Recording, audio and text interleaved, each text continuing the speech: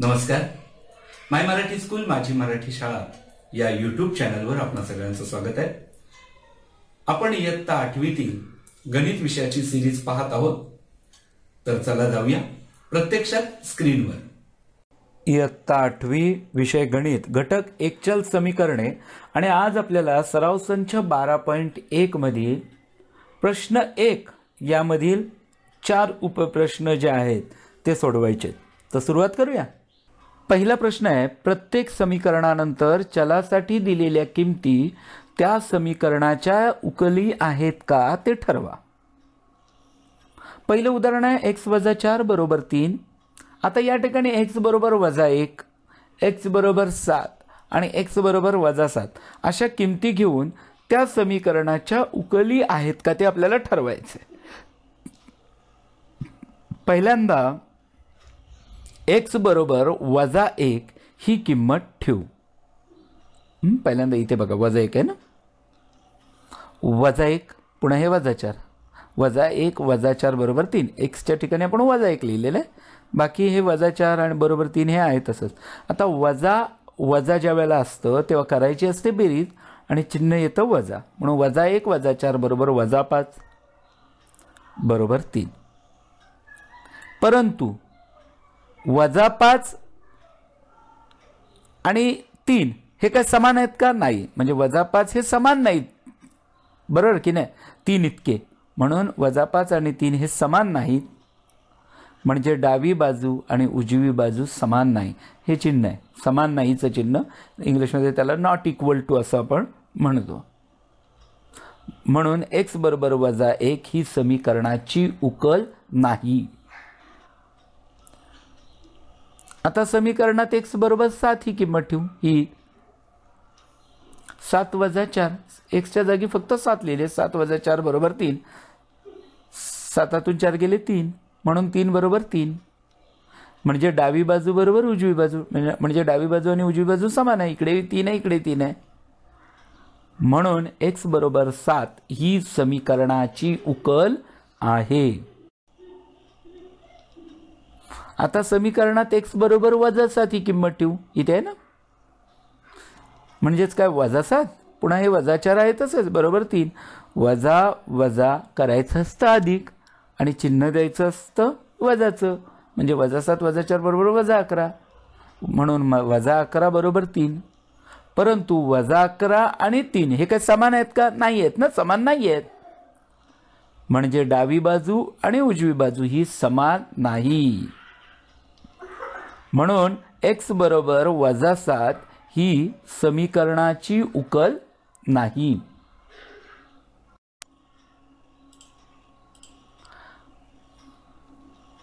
आता दुसरं उदाहरण आहे, 9m = 81. m = 3, m = 9 आणि m = -3 या किमती घेऊन त्या समीकरणाच्या उकली आहेत का ते आपल्याला ठरवायचं आहे. सर्वप्रथम समीकरणात m = 3 ही किंमत ठेवू.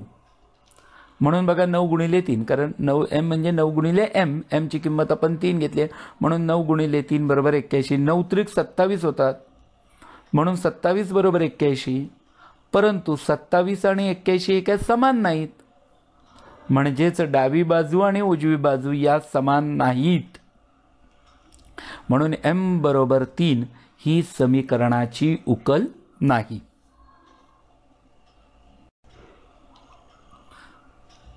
आता समीकरणात m = 9 ही किंमत ठेवू. म्हणून 9 × 9, कारण m ची किंमत 9 आहे, हे 9 आहे तसेच 9 × 9 = 81. म्हणून 81 = 81. म्हणजे डावी बाजू आणि उजवी बाजू ही समान आहे, डावी बाजू बरोबर उजवी बाजू. म्हणून m = 9 ही समीकरणाची उकल आहे. आता समीकरणात m = -3 ही किंमत ठेवू. म्हणून बघा 9 × -3, इथे -3 आहे ना, म्हणून तीच किंमत आपण इथे घेतलेली आहे. 9 × -3 = 81. एक संख्या धन आहे, एक संख्या ऋण आहे. धन गुणिले ऋण हे ऋण येतं.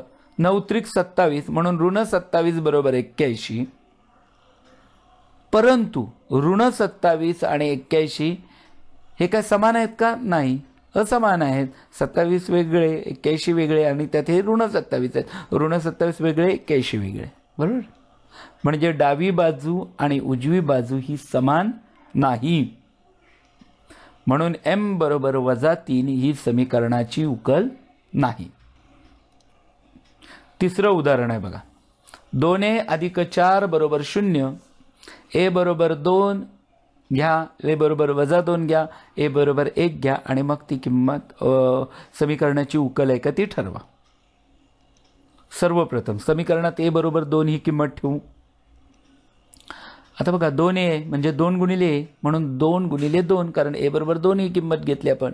2 गुणिले 2 अधिक 4 बरोबर 0. तुम्हाला माहिती आहे पहिल्यांदा गुणाकाराची क्रिया केली जाते. असं करू नका 2 अधिक 4 6, 6 दुने 12, तसं चूक आहे. पहिल्यांदा गुणाकाराची क्रिया करा. 2 दुने 4, 4 आणि 4 8, म्हणून 8 बरोबर 0. परंतु 8 आणि 0 हे काही समान नाहीत. म्हणजे डावी बाजू आणि उजवी बाजू ही समान नाही. म्हणून a बरोबर 2 ही समीकरणाची उकल नाही. आता समीकरणात a बरोबर -2 ही किंमत ठेवूया. 2 गुणिले -2 अधिक 4 बरोबर 0. काय केलं? याच्या जागी आपण -2 लिहिलेलं आहे. 2 गुणिले -2 म्हणजे एक संख्या धन आहे, एक संख्या ऋण आहे, म्हणजे दोघांचा गुणाकार हा ऋणच येणार. -4 अधिक 4 बरोबर 0. आता -4 अधिक 4 बरोबर 0 येतं ना. 4तून 4 गेले 0, म्हणून 0 बरोबर 0. म्हणजे डावी बाजू बरोबर उजवी बाजू, म्हणजे डावी बाजू आणि उजवी बाजू समान आहे. म्हणून a बरोबर -2 ही समीकरणाची उकल आहे. आता समीकरणात a बरोबर 1 ही किंमत ठेवूया. 2 गुणिले 1 अधिक 4 बरोबर 0. तर काय केलं आपण? याच्या जागी फक्त 1 घेतलेलं आहे. आता 2 गुणिले 1 2, 2 आणि 4 6, म्हणून 6 बरोबर 0. आता तुम्हाला माहिती आहे 6 आणि 0 हे काय समान आहेत का? नाही ना, असमान आहेत, सारखे नाहीत. म्हणजे डावी बाजू आणि उजवी बाजू ह्या समान नाही आहेत. म्हणजे डावी बाजू उजवी बाजू समान नाही आहेत. म्हणून a बरोबर 1 ही समीकरणाची उकल नाही. चौथं उदाहरण आहे. 3 वजा y बरोबर 4. y ची किंमत -1 घ्या, y ची किंमत 1 घ्या आणि y ची किंमत 2 घ्या आणि उकल आहे की नाही ते ठरवायचं आहे.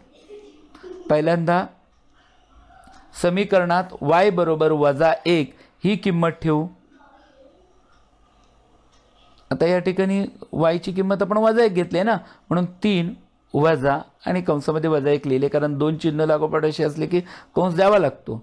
आता तुम्हाला माहिती आहे ऋण गुणिले ऋण धन येतं, म्हणजे 3 अधिक 1 येईल, कारण वजा वजा अधिक, पण वजा गुणिले वजा अधिक येतं गुणाकाराचे जे नियम आहेत त्यानुसार. आणि मग 3 अधिक 1 4, म्हणून 4 बरोबर 4. म्हणजे डावी बाजू आणि उजवी बाजू या समान आहेत. म्हणून y बरोबर -1 ही समीकरणाची उकल आहे. रीत 2 आहे, म्हणजे y बरोबर 1 ही किंमत ठेवूया. 3 वजा 1 बरोबर 4. y ची किंमत आपण 1 घेतलेली आहे ना, म्हणून 3तून 1 गेला 2, 2 बरोबर 4. परंतु तुम्हाला माहिती आहे 2 आणि 4 हे काय समान आहेत का? नाहीत, असमान आहेत. म्हणजे डावी बाजू समान नाही उजवी बाजू, म्हणजे डावी बाजू आणि उजवी बाजू या समान नाहीत. म्हणून y बरोबर 1 ही समीकरणाची उकल नाही. आता समीकरणात y बरोबर 2 ही किंमत ठेवू. 3 वजा 2 बरोबर 4, म्हणजे काय 3 हे आहे तसंच वजा आणि y ची किंमत 2 घेतली. 3तून 2 गेले 1, म्हणून 1 बरोबर 4. परंतु 1 आणि 4 काही समान नाहीत. म्हणजे डावी बाजू आणि उजवी बाजू या समान नाही आहेत. म्हणून y बरोबर 2 ही समीकरणाची उकल नाही. धन्यवाद. व्हिडिओ जर आपल्याला आवडला तर माय मराठी स्कूल माझी मराठी शाळा या यूट्यूब चॅनलला जरूर लाईक, शेअर, कमेंट, सबस्क्राईब करा आणि हो, जे बेलचा आयकॉन दिसतंय त्यालाही क्लिक करा, जेणेकरून मी अपलोड केलेल्या व्हिडिओंचे नोटिफिकेशन तुमच्यापर्यंत पोहोचतील. धन्यवाद.